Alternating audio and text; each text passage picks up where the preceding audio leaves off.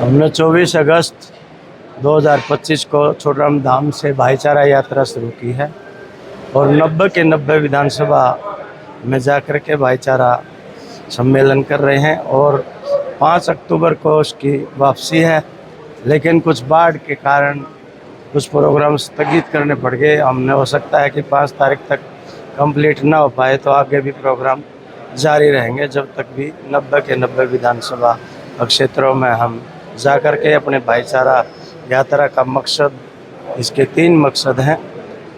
भाईचारा यानी कि कुछ राजनीतिक आकाओं ने हमारे को 35-1 का नारा दे करके और हमारे को दूसरी बिरादरियों से अलग करने का काम किया, लेकिन इस प्रकार से हमारे गांव में भाईचारा बिल्कुल 36 बिरादरी का बना हुआ है, न इस प्रकार 35-1 है। हम 36-0 करने के लिए अपना ये भाईचारा सम्मेलन कर रहे हैं और 36 बिरादरी हमारे लिए आदरणीय है और आदरणीय रहेगी। तो दूसरा मकसद है जाट आरक्षण के जो हमारा अधिकार है उसको हम लेने के लिए तत्पर हैं और पहले भी संघर्ष किया और आगे भी संघर्ष करेंगे। हमने लाठी, न डंडे, न तलवार, किसी की ज़रूरत नहीं है। हम ज़्यादा से ज़्यादा इकट्ठा करके लोगों को अपने मकसद को पूरा करने के लिए अपने जाट आरक्षण की लड़ाई लड़ रहे हैं। और क्योंकि हमारे समक्ष जो 3 जातियाँ खास करके BCB के अंदर हम गुरनाम आयोग के तहत थे, जैसे सैनी भाई हैं, गुजर भाई हैं, अहिर भाई हैं, वो हमारे से आर्थिक तौर पे मजबूत हैं, सामाजिक तौर पे हमारे बराबर हैं। उनका हुक्का पानी हमारे बराबर है, हमका उनकी बारात में जाना आना, जाना रहना सहना हमारे साथ ही है और शैक्षणिक तौर पर भी हमारे बराबर हैं। जबकि नेशनल बैकवर्ड कमीशन के अनुसार कोई भी जाति शैक्षणिक तौर से, आर्थिक तौर से और सामाजिक तौर से अगर इसी कैटेगरी में आते हैं, जो 3 बरादरियां हमारी हैं उनके बराबर है, तो हमको भी BCB में आरक्षण मिलना चाहिए, जो 11% 12 जातियों के लिए है। तो यही मांग करते हैं। हम उन भाइयों से भी अनुरोध करते हैं भी आप में से हम अलग हुए थे और आप में ही हम आना चाहते हैं। तीसरा छोटाराम धाम के बारे में है, जो निर्माणाधीन हमारा कार्य चल रहा है। 24 करोड़ के लगभग अभी तक चंदा आया है। 600 बच्चों का हॉस्टल जो है वो तैयार हो गया है। एक ही आर्टिफिशियल इंटेलिजेंस की कोचिंग वहाँ चल रही है और उसके आगे कमरे की व्यवस्था, क्लासरूम की और मेस की व्यवस्था के लिए हम दान के लिए लोगों से प्रेरित कर रहे हैं भी ज़्यादा से ज़्यादा संख्या में आप दान दो, ताकि आगे आने वाली सुपर 100 कोचिंग हम शुरू कर सकें। अभी तक कितनी विधानसभा में जा चुके हो? अब लगभग 20 का टारगेट हुआ है। बाकी अभी जो बाढ़ आने की वजह से हम खास करके कैथल, पेवा, यमुनानगर और अम्बाड़ा, करनाल उस साइड में नहीं जा पाए, फरीदाबाद उस साइड में। तो बाकी फरीदाबाद, रेवाड़ी, मेवात, नूह उस साइड के महेंद्रगढ़ तकरीबन ने अपने वो कर लिए। जब जाट आरक्षण आंदोलन हुआ था तो सरकार ने कुछ बातें मान ली थी, तो लेकिन अब आप दोबारा एक बार फिर नहीं, जाट आरक्षण में तो तमाम बातें मान ली थी, क्योंकि 19 मार्च 2017 को तत्कालीन जो मुख्यमंत्री मनोहर लाल खट्टर जी और सेंटर के 2 मंत्री वीरेंद्र सिंह जी और PP चौधरी वहाँ मौजूद थे और इंटरनेशनल मीडिया था। तो उन्होंने हमारे तमाम केस 2105 FIR थी विड्रा करने के लिए बोला, जाट को आरक्षण देने के लिए बोला, घायलों को मुआवजा देने के लिए बोला और जो हमारे भाई शहीद हुए उनको 10-10 लाख लेने के लिए बोला। कुछ मांग तो हमारी पूरी होगी, लेकिन जाट आरक्षण के मामले वो जो सुप्रीम कोर्ट में, हाई कोर्ट में जो स्टे लगा हुआ है वो रह रहे हैं। और जाट आरक्षण जो मेन मुद्दा है BCB में गुरनाम आयोग के तहत, वो हमारा अधूरा है। वही सरकार से मांग करते हैं कि हमारे को जो हमारे समकक्ष जातियां हैं, सैनी भाई हैं, गुजर भाई हैं, अहिर भाई हैं, उनके अंदर हमारे को BCB में शामिल किया जाए गुरनाम आयोग से। नाम मैं प्रताप दहिया, राष्ट्रीय अध्यक्ष अखिल भारतीय जाट आरक्षण संघ समिति। पहुंची है, क्या कहना चाहेंगे? देखिए, 24 अगस्त से जो भाईचारा यात्रा शुरू की थी, हम लगभग 25 हलकों में भाईचारा सम्मेलन कर चुके हैं। ये लोगों को जनजागृत करने के लिए हमारा प्रयास है। सरकार ने जो हमारे से वायदा किया था, सरकार ने जो बातें हमारी मान ली थी, हम वही बात अब सरकार से कहना चाहते हैं कि अपने किए हुए वादे को पूरा करो और जाट समाज को जो आरक्षण देने का आपने वायदा किया था, जो हमें पहले 2 बार मिल भी चुका है, 1991 में और 1913 में, जो बाद में 1915 में सुप्रीम कोर्ट से खारिज हो गया। अब हमारी सरकार से ये निवेदन है कि सरकार अपने किए गए वादे पे, जो देश के प्रधानमंत्री ने भी माना था, हरियाणा के मुख्यमंत्री ने भी माना था, तो उसके लिए हम लोगों को जागृत कर रहे हैं। और छोटराम धाम के निर्माण के बारे में, उसमें क्या क्या व्यवस्थाएं होंगी, किस प्रकार से आने वाले समय में समाज के बच्चों को उससे लाभ होगा, उसकी जानकारी देने के लिए, और जो छत्तीस बिरादरी का भाईचारा जो हमेशा से सुदृढ़ रहा है हरियाणा में, यहाँ कभी किसी प्रकार का ये केवल और केवल कुछ राजनीतिक दलों के द्वारा अपने राजनीतिक फायदे के लिए इस तरह का बंटवारा किया गया है। हम लोगों के सामने वास्तविकता रखना चाहते हैं कि समाज हमेशा पहले भी एक था, आज भी एक और आगे भी एक रहेगा। नाम और पद बोल दो सर। गंगाराम चौरान, प्रदेश अध्यक्ष अखिल भारतीय जाट आरक्षण संघर्ष समिति। इसलिए क्या कहना चाहेंगे?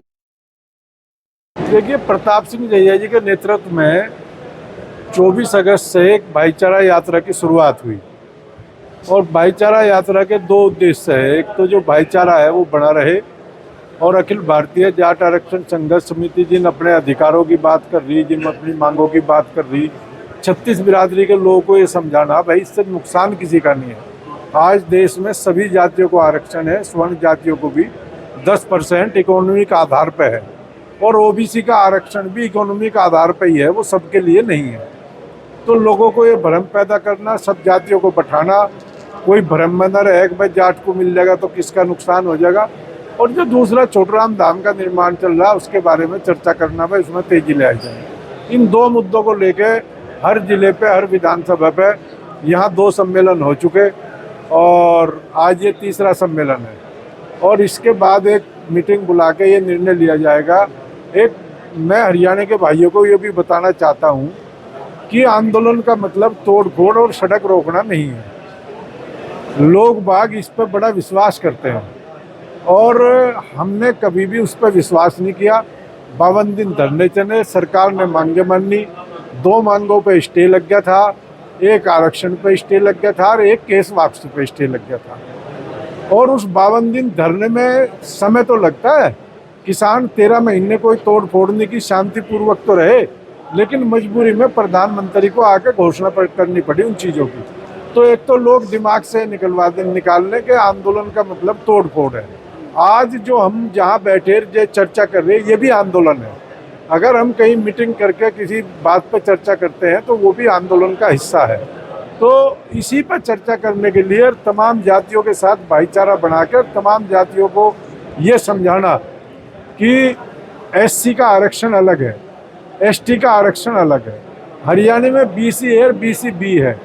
बीसी ए का में 72 जातियां हैं, उनका आरक्षण अलग है, उससे हमारा कोई लेना देना नहीं है। बीसी बी में जो हमारे समकक्ष जातियां हैं, किसानी जातियां हैं, उसमें 3-4 जातियां किसान है, चाहे गुर्जर हो, चाहे यादव हो, चाहे हीर हो, चाहे वही जातियां उसमें है, सैनी है।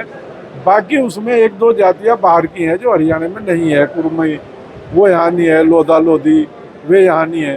तो इस तरह की भ्रम से निकल के इस रिजर्वेशन को, जिस तरह की बात देश में की जा रही कि जनसंख्या के आधार पर आरक्षण हो, जिसकी ओबीसी की जितनी संख्या भारी उतना उसका हिस्सेदारी, तो वे तमाम चीज़ों पे आगे होने वाले समय में काम होने। जनगणना भी शुरू हो रही है देश में, तो लोगों के भ्रम से निकलता है कि भाई जातिवाद से जाति के आधार पर आरक्षण मिला, तो इसलिए जाट जाति 91 से 94 तक आरक्षण में थी।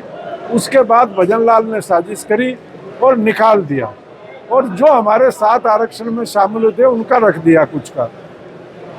तो लोगों को ये समझाना जरूरी। समय समय पे कुछ चुनाव आगे, कुछ और आगे, लोग मुद्दे दूसरे बना लेते हैं, तो उसी के लिए ये कार्यक्रम किए जा रहे हैं। आजकल मैं जिम्मेदारियों से फ्री हूँ, मुझे जहाँ बुलाते हैं मैं आ जाता हूँ।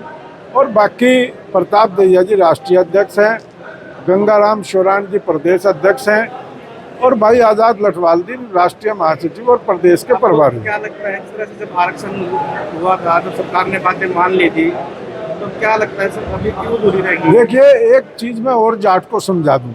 जाट इस बात को कहता है नहीं ये सरकार हमारी नहीं मानेगी, ये नहीं मानेगी। मराठों को आरक्षण हुआ, कोर्ट ने कैंसिल किया क्योंकि वो अलग से दिया हुआ आरक्षण था। गुजरों को अलग से आरक्षण दिया, वो कैंसिल हुआ। और बाकी जातियों को भी, पटेलों को अलग से आरक्षण देने का प्रयास किया, वो भी कोर्ट में टिका नहीं। अलग से कोई भी आरक्षण कोर्ट में टिकेगा नहीं। जाट ये ना समझे कि तुम्हारे साथ ही ये भेदभाव है। ये भेदभाव तमाम खेतीहर जातियां जो आरक्षण मांग रही, उनके साथ, ये तमाम के साथ अदालतों में जब तक लीगल आरक्षण नहीं मिलेगा, हमें ओबीसी के तहत आरक्षण नहीं मिलेगा। कोई आरक्षण मिलो, नेता जानबूझ के बेवकूफ़ बनाते हैं। जैसे यहाँ एसबीसी का बेवकूफ़ बनाया, देखे जिस तरह से मराठों ने मराठों का बेवकूफ़ बनाया, अलग से आरक्षण देके, पटेलों का बेवकूफ़ बनाया, गुजरों का बेवकूफ़ बनाया। ये कोई बेवकूफ़ जाति नहीं बन रहे, ये सबको राजनीतिक आदमी सोच से समझते हुए बेवकूफ़ बनाते हैं। कौमें, जो भी जिंदा कौमें हैं, वे अपने अधिकार के लिए शांतिपूर्वक मांग करें। और देश में सरों की गिनती है। अगर हरियाणा का 50 लाख आदमी, 20 लाख आदमी जिस तरह रोज धरनों पर रहता था, अगर वो इकट्ठा होगा, उसको प्रयास करेंगे, बड़ी रैली का आयोजन करेंगे। वो कब हो? पहले एक बार पूरे प्रदेश में घूमना। उत्तर प्रदेश में घूम रहे हैं, कल बुलंदशहर में 2 मीटिंग थी जिसमें मुझे बुला रखा था। ऐसे देश के जात को तैयार कर रही है भाई। आंदोलन का मतलब रेल रोकना नहीं है, आंदोलन का मतलब सड़क रोकना नहीं है, आंदोलन का मतलब सरों की गिनती है। और किसी भी आंदोलन का नेता, उसका कोई व्यक्ति उसका नेता नहीं होता, मुद्दा नेता होता है।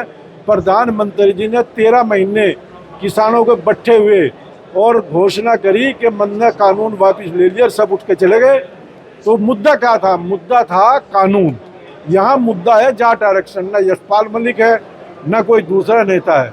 यहाँ का नेता, जाट आरक्षण का नेता केवल एंड केवल जाट आरक्षण है। हम लोग इसके संदेशवाहक हैं। संदेशवाहक के तौर पे हम लोग काम कर रहे हैं।